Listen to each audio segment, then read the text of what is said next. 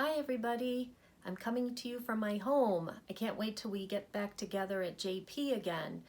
I thought I would read you a story. We were learning about sound before you left school, and so I thought I would read you a book about sound. Here goes. What's that sound? Here we are, said Dad, our home for 2 whole weeks. I looked at my brother. Isn't this place great? I think it's spooky, he whispered. Shh, Dad said. Listen, what do you hear? Not much, I told him. Exactly, he said. Peace and quiet at last. Dad loves the country, said Mom. Me too, I said. Come on, Tim, let's explore. No way, he said. He lowered his voice. This place looks haunted. Don't be silly, I said. There's no such thing as ghosts. You know that. No, I don't, Tim said. But he came with me anyway, about 2 feet. Then he had a fit.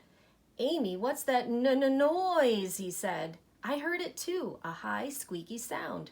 Bats, Tim shrieked. I'm out of here.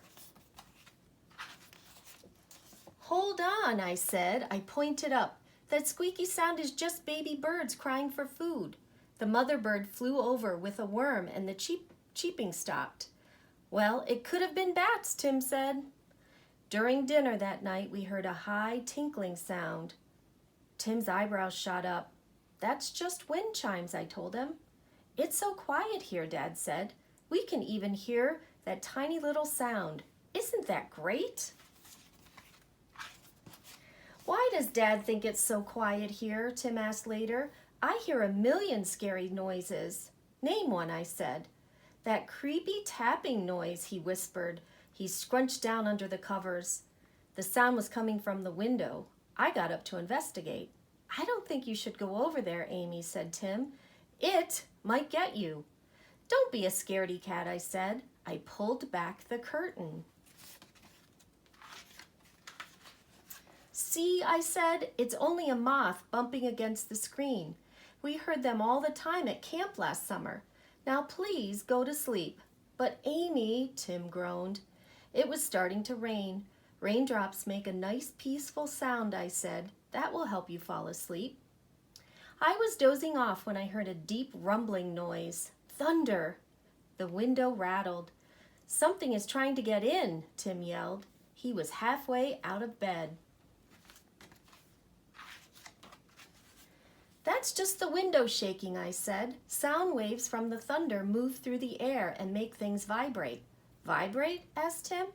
Move back and forth, I said. I had it in science. Touch your throat, like this. Now buzz like a bee. Wow, said Tim. I felt something moving. Vibrating, I said. Vibrations cause sound waves. Soft sounds make little waves, and loud sounds make big waves, said Tim. That's cool. But all I'll say is this place is full of scary noises, Tim said. You know what, I said? You make more noise than all of the noises in this place put together. Can we please go to sleep? Amy, Tim said, can I sleep next to you? He grabbed his blankets and made a bed on the floor before I could say a word. I said, okay, anyway. Maybe now I could get some sleep. I was starting to have a wonderful dream when Tim grabbed my foot. Amy, wake up, he whispered. Something's moving on the stairs. It's making a creaky sound. I didn't hear anything. Just cover your ears and go to sleep, I said.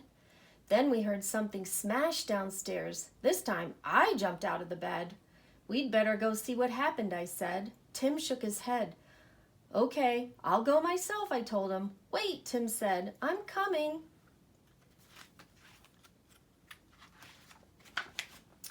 I put a finger to my lips. Tim nodded and we crept downstairs. A bolt of lightning flashed outside. Then came a loud crash of thunder. Tim took my hand and held on tight. The kitchen door was moving. Whew! There was Dad, holding a fat sandwich. Hope I didn't scare you, he said. Who? Us? Said Tim. We looked at each other. My grumbling stomach was keeping me up, Dad said. Sorry I woke you. I dropped a plate.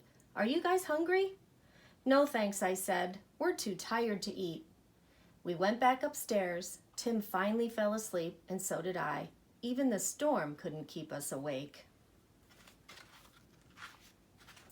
At last, peace and quiet, Dad said again at breakfast. Mom smiled. Tim doesn't think it's quiet here, I teased. He thinks every little sound is a ghost. But Dad's thinking no trucks, no horns, no sirens.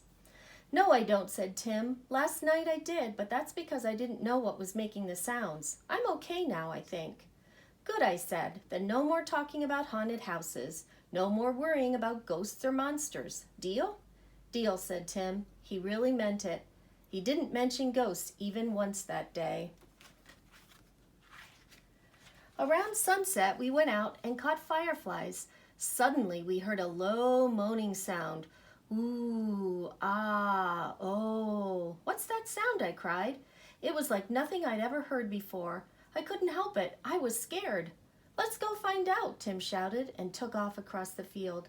I ran after him. Come back, I yelled. The moaning seemed to be coming from an old shed. It got louder as we got closer.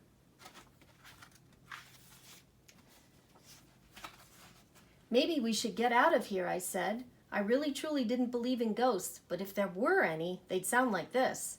We can't, Tim said. We made a deal. Remember? No more ghosts. I couldn't believe what Tim did then. He went inside. No, Tim, I cried. Even though my heart was pounding, I went in after him. I had to save him from a friendly old man with a tuba. Guess you two heard me practicing, eh? Mrs. Huber can't stand the noise, so I've got to get ready for the big parade tomorrow. I'm the only tuba that they've got. Were you scared? Tim asked me later.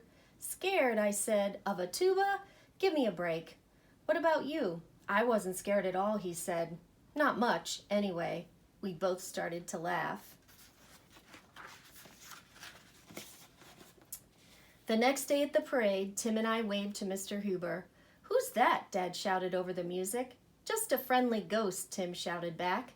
Mrs. Huber was at the parade too. She didn't seem to mind the tuba one bit. Then the wind blew back her hair, and we discovered why. She had cotton in her ears. The end.